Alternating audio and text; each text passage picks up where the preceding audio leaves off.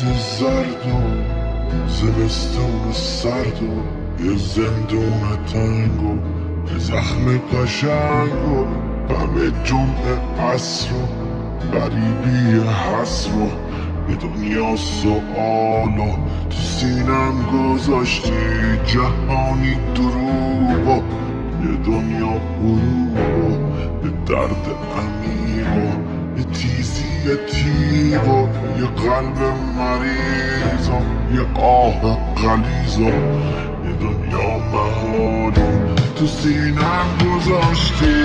رفیقم کجایی؟ دقیقا کجایی؟ کجایی تو بی من؟ تو بی من کجایی؟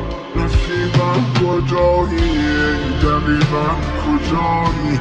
کجایی تو بی من؟ تو بی من کجایی؟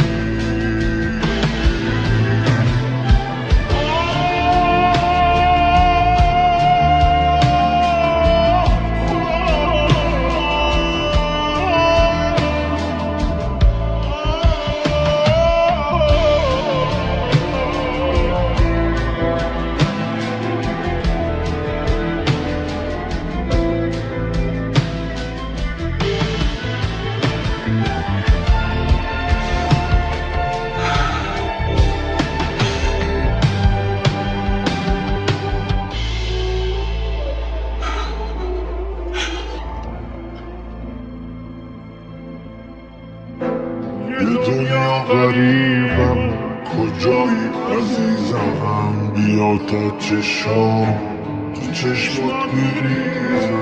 نگو دل بریدی خدا نکرده، ببین خواب چشمات با چشمام چی کرده. همه جا رو گشتم کجایی عزیزم؟ بیا تا نگاه تو خودت بری تو رو کن، منو زیر رو کن. بیا زخمامو یه جوری رفو کن. عزیزم کجایی؟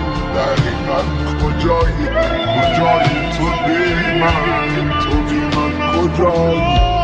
عزیزم کجایی؟ دقیقا کجایی؟ کجایی تو بی من؟ تو بی من کجایی؟